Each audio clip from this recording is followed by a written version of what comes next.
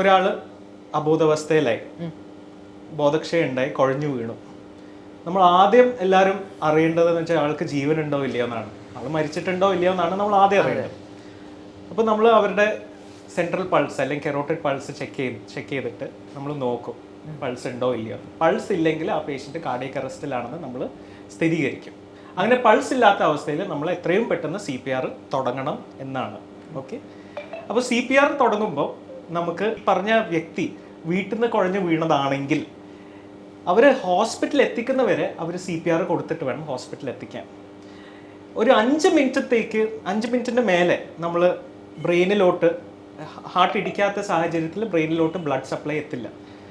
ബ്രെയിനിലോട്ട് blood supply എത്തിയിട്ടില്ലെങ്കിൽ ഒരു 4-5 മിനിറ്റിന് ശേഷം ബ്ലഡ് സപ്ലൈ എത്തിയിട്ടില്ലെങ്കിൽ ബ്രെയിനിലെ കോശങ്ങളൊക്കെ നശിച്ചു പോകും. So time is a very important factor ദേ. അപ്പോൾ നമ്മൾ ഈ പറഞ്ഞ വ്യക്തിനെ CPR ഒക്കെ കൊടുത്തിട്ട് വേണം ഹോസ്പിറ്റലിൽ എത്തിക്കാൻ. ഹോസ്പിറ്റലിൽ ഒരു ടീമായിട്ടായിരിക്കും ഈ പേഷ്യൻറ്റിനെ അപ്രോച്ച് ചെയ്യുന്നത്. ഒരാൾ CPR അടിക്കാനും ഒരാൾ വെന്റിലേറ്ററിൽ ഇടാനും പിന്നെ ഈ ഹൃദയസ്തംഭനത്തിൻ്റെ കാരണങ്ങൾ തേടി കണ്ടുപിടിച്ച് അതിനെ തരണം ചെയ്യാനുള്ള കാര്യങ്ങളായിരിക്കും എമർജൻസി ഡിപ്പാർട്ട്മെൻറ്റിൽ ചെയ്യുന്നത്. അങ്ങനെ ഒരു റിസസിറ്റേഷൻ എന്ന പ്രോസസ്സ് വിജയകരമായി കഴിഞ്ഞാൽ പേഷ്യൻറ്റിനെ തിരിച്ച് നമുക്ക് ജീവനിലോട്ട് കൊണ്ടുവരാൻ പറ്റിയിട്ടുണ്ടെങ്കിൽ അതിൻ്റെ ഒരു ആഫ്റ്റർ കെയർ കൊടുക്കുന്നത് ക്രിട്ടിക്കൽ കെയർ വിഭാഗത്തിലായിരിക്കും. ഓക്കെ, അപ്പം ഇതിലുള്ള എല്ലാ ലിങ്ക്സും ഇമ്പോർട്ടൻ്റ് ആണ്. അതായത് ഒരു ആദ്യത്തെ ലിങ്ക് എന്ന് വെച്ചാൽ identifying of A cardiac arrest. അത് വീട്ടിലുള്ള ഒരാൾക്ക് ഒരു കാർഡിയക് അറസ്റ്റ് ആണെന്ന് മനസ്സിലാക്കിയിട്ട് അവർക്ക് CPR തുടങ്ങണം എന്ന് അവർക്ക് അറിയണം. അത് വളരെ മനസ്സിലാക്കാൻ പറ്റും നമുക്ക്. ഇപ്പൊ ഇതിന് ഒരു ഈ അടുത്ത ഒരു എക്സാമ്പിൾ ഉണ്ടായിരുന്നു. ചില കുട്ടികൾ 2-3 സ്കൂളിൽ പഠിക്കുന്ന ചെറിയ കുട്ടികൾ ഒരാൾ കുഴഞ്ഞു വീണിട്ട് CPR കൊടുത്തിട്ട് ഹോസ്പിറ്റലിൽ എത്തിച്ച ഒരു ഇൻസിഡന്റ് ഉണ്ടായിട്ടുണ്ടായിരുന്നു. അപ്പം നമ്മൾ അതിന് ബേസിക് ലൈഫ് സപ്പോർട്ട് എന്ന് പറഞ്ഞ ഒരു പ്രോസസ്, ഒരു ട്രെയിനിങ് നമ്മൾ അണ്ടർഗോ ചെയ്യണം. അതായത് ഇപ്പം ഒരാൾ പെട്ടെന്ന് നമ്മളുടെ മുമ്പിൽ ഇപ്പോൾ കുഴഞ്ഞു വീണ് കഴിഞ്ഞാൽ ഞാൻ പറഞ്ഞ പോലെ അത് അയാൾ മരിച്ചിട്ടുണ്ടോ ഇല്ലയോ, ജീവനുണ്ടോ ഇല്ലയോ എന്നാണ് നമ്മൾ ആദ്യം നോക്കേണ്ടത്. ഒരാൾ കുഴഞ്ഞു വീഴാൻ പല കാരണങ്ങളുണ്ട്. ഷുഗർ കുറഞ്ഞിട്ട് കുഴഞ്ഞു വീഴാം, വെറും ഒരു ബോധക്ഷയമാവാം, ഒരു അപസ്മാരമാവാം, അങ്ങനെ പല കാരണങ്ങളുണ്ട്. പക്ഷെ സമയബന്ധിതമായിട്ടുള്ള ട്രീറ്റ്മെന്റ് കൊടുക്കണം. അതൊരു ഹൃദയസ്തംഭനം ആണെങ്കിൽ ടൈം ബൗണ്ട് ആയിട്ടുള്ള ട്രീറ്റ്മെന്റ് നമ്മൾ കൊടുക്കണം. ഇമ്മീഡിയറ്റ് ആയിട്ട് നമ്മൾ CPR കൊടുക്കണം.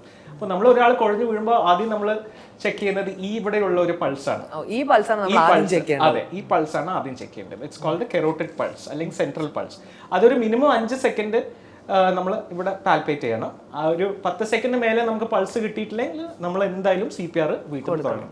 CPR എങ്ങനെ കൊടുക്കേണ്ടത് അതെല്ലാവരും ട്രെയിൻഡ് ആയിരിക്കണം. നമ്മളിപ്പം പല സ്കൂളുകളിലും കോളേജുകളിലും പല NGOs വെച്ചിട്ട് നമ്മൾ ട്രെയിൻ ചെയ്ത് കൊടുക്കാറുണ്ട്. ബിക്കോസ് പ്രീ ഹോസ്പിറ്റൽ കെയർ വളരെ ഇമ്പോർട്ടൻ്റ് ആണ് ഒരു ഹൃദയസ്തംഭനത്തിനെ സംബന്ധിച്ച്. കാരണം ഞാൻ നേരത്തെ പറഞ്ഞ പോലെ ഒരു ടൈം ബൗണ്ട് ആയിട്ടുള്ള ഒരു ട്രീറ്റ്മെൻ്റ് ആണിത്. അപ്പം ഹോസ്പിറ്റലിൽ എത്തിക്കഴിഞ്ഞിട്ട് ഞാൻ നേരത്തെ പറഞ്ഞ പോലെ നമ്മൾ ഈ പറഞ്ഞ കുറേ കാര്യങ്ങളൊക്കെ ചെയ്ത് അതിനുശേഷം the next treatment is continued in the ICU.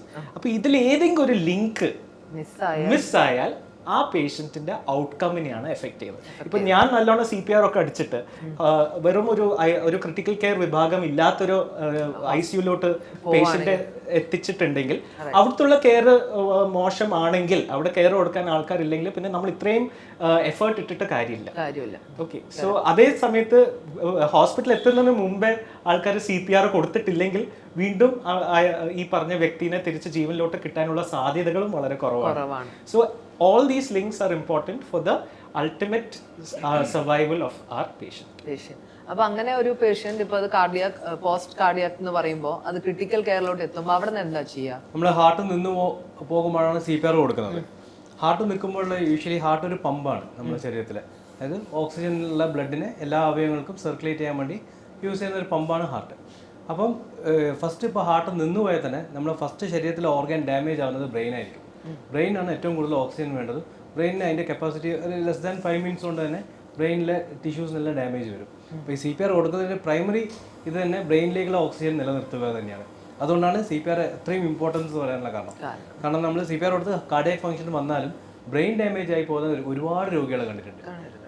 ഇപ്പോൾ out of hospital cardiac arrest ഉണ്ട്, വീട്ടിൽ നിന്ന് കുഴഞ്ഞു പോവുക, അസംബ്ലിയിൽ നിന്ന് കുഴഞ്ഞു വീഴുന്ന ആൾക്കാർ, ബസ്സിൽ നിന്ന് കുഴഞ്ഞു വീഴുന്ന ആൾക്കാർ, എഫക്റ്റീവായിട്ട് CPR കൊടുക്കാത്ത ആൾക്കാർ, അപ്പോൾ ഹോസ്പിറ്റലിൽ എത്തുന്നത് ഇതുപോലെ ഒരു എമർജൻസി ഡിസിഷൻ കണ്ടതിന് ശേഷം CPR ഇനീഷ്യേറ്റ് ചെയ്ത് കാർഡിയക് ഫങ്ഷൻസ് തിരിച്ചു കൊണ്ടുവരാൻ പറ്റിയെങ്കിലും അങ്ങനത്തെ ഒരുപാട് രോഗികൾ ഹൈപ്പോക്സിക് ഇഷ്കീമിക് എൻകെഫലോപ്പതി എന്ന് പറയും.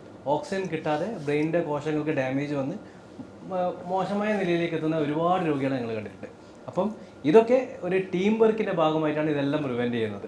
അതായത് ഇനീഷ്യലി നമ്മളൊരു കാർഡിയക് അറസ്റ്റ് വരുമ്പോൾ ബൈസ്റ്റാൻഡേഴ്സ് എന്ന നിലയിൽ ഒരു ബൈസ്റ്റാൻഡർ CPR സ്റ്റാർട്ട് ചെയ്ത് കഴിഞ്ഞാൽ ഈ ഹൈപ്പോക്സിക് ഇഞ്ചുറി വരുന്നത് നമുക്ക് അത്രയും കുറയ്ക്കാൻ പറ്റും. സെക്കൻഡ്, ഒരു എഫക്റ്റീവ് CPR ഈ എമർജൻസി ഡിപ്പാർട്ട്മെൻറ്റിൽ കിട്ടി ആളുടെ റോസ്ക് എന്ന് പറയും, അതായത് സർക്കുലേഷൻ തിരിച്ചു കൊണ്ടുവന്ന അവസ്ഥയിൽ നമുക്ക് കിട്ടിക്കഴിഞ്ഞാൽ, അതായത് ICUയിൽ വന്നു കഴിഞ്ഞാൽ ഇതിനെ കണ്ടിന്യൂയിങ് കെയർ, അതാണ് നെക്സ്റ്റ് 24 hours ഇതിൻ്റെ പ്രൈമായിട്ട് ട്രീറ്റ്മെൻറ്റ്. അതിന് നമ്മൾ 4 കോമ്പണൻസ്, ബേസിക്കലി അതിൻ്റെ കുറേ കോമ്പണൻസ് നോക്കിയിട്ടാണ് നമ്മൾ ട്രീറ്റ് ചെയ്യുക. ബേസിക്കലി 4 കോമ്പണൻസ് എന്ന് പറയാം. അതായത് എന്തുകൊണ്ട് ഈ കാർഡിയക് അറസ്റ്റ് വന്നു, അത് നമ്മൾ അതിൻ്റെ ഇവാലുവേറ്റ് ചെയ്ത് അതിന് നമ്മൾ ട്രീറ്റ് ചെയ്യണം. ഈ കാർഡിയക് അറസ്റ്റിനെ കൊണ്ട് ഹാർട്ടിന് വന്ന ഡിസ്ഫങ്ഷൻ അത് നമ്മൾ കറക്റ്റ് ചെയ്യണം. അതിനെ കൊണ്ട് വന്ന ബ്രെയിൻ ഇഞ്ചുറി അതിന് നമ്മൾ കറക്റ്റ് ചെയ്യണം. പിന്നെ ഈ സർക്കുലേഷൻ തിരിച്ചു കൊണ്ടുവന്നാൽ റീപെർഫ്യൂഷൻ ഇഞ്ചുറി അതും നമ്മൾ പ്രിവെൻറ്റ് ചെയ്യണം. ഇങ്ങനത്തെ 4 കോമ്പണൻസിലാണ് നമ്മൾ ICUയിൽ എത്തിക്കഴിഞ്ഞ് കഴിഞ്ഞാൽ ഒരു പേഷ്യൻറ്റിനെ കെയർ ചെയ്യുന്നുണ്ടാവുക. അത് 4 ആസ്പെക്റ്റ് ആയിട്ട്, അപ്പം ഹാർട്ടിന് നല്ല റെസ്റ്റ് കൊടുക്കുക, ബ്രെയിനിന് നല്ല രീതിയിൽ റെസ്റ്റ് കൊടുക്കുക, ബ്രെയിനിൻ്റെ മെറ്റബോളിക് ആക്ടിവിറ്റി മെയിൻറ്റെയിൻ ചെയ്യുന്ന പോലെ നല്ല റെസ്റ്റ് കൊടുത്തിട്ട് ആ ഒരു നെക്സ്റ്റ് 24 hours അഗ്രസീവായിട്ട് ഞങ്ങൾ ട്രീറ്റ് ചെയ്യും.